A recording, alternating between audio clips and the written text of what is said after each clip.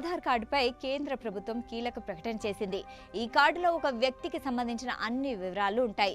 పేరు, address, date of birth లాంటి వ్యక్తిగత వివరాలు ఉంటాయి.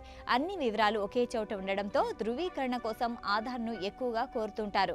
అయితే డేట్ ఆఫ్ బర్త్ కు ప్రూఫ్ గా ఆధార్ను ఎక్కువగా వినియోగిస్తూ ఉంటారు. ఈ విషయంపై కేంద్రం స్పష్టతనిచ్చింది. ఆధార్ అనేది కేవలం వ్యక్తిగత గుర్తింపుకు మాత్రమేనని, డేట్ ఆఫ్ బర్త్ నిర్ధారణకు ధృవీకరించే పత్రం కాదని స్పష్టం చేసింది. సెల్ఫ్ డిక్లరేషన్ ఆధారంగా ఆధార్ నమోదు సమయంలో సమాచారం అందిస్తారని, దీన్ని డేట్ ఆఫ్ బర్త్ ను ధృవీకరించే పత్రంగా పరిగణించలేమని తెలిపింది.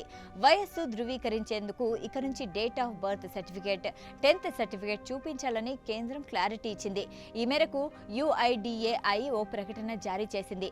ఆధార్ చట్టం 2016 ప్రకారం ఆధార్ ఒక వ్యక్తి డెమోగ్రాఫిక్, బయోమెట్రిక్ డేటా ఆధారంగా అందించే గుర్తింపు ధృవీకరణ పత్రం. అంతేకాని డేట్ ఆఫ్ బర్త్ నిర్ధారణను ధృవీకరించే డాక్యుమెంట్ కాదు. ఆధార్ తో పొందుపరిచిన డేట్ ఆఫ్ బర్త్ పై వివాదం వచ్చినప్పుడు నిరూపించుకోవాల్సిన బాధ్యత పూర్తిగా కార్డుదారుడిపై ఉంటుందని UIDAI తన ప్రకటనలో వెల్లడించింది.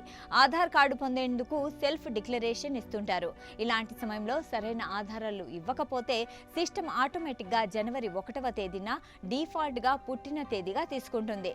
ఈ క్రమంలో ఆధార్ను డేట్ ఆఫ్ బర్త్ ప్రూఫ్ గా పరిగణించలేమని UIDAI చెబుతోంది.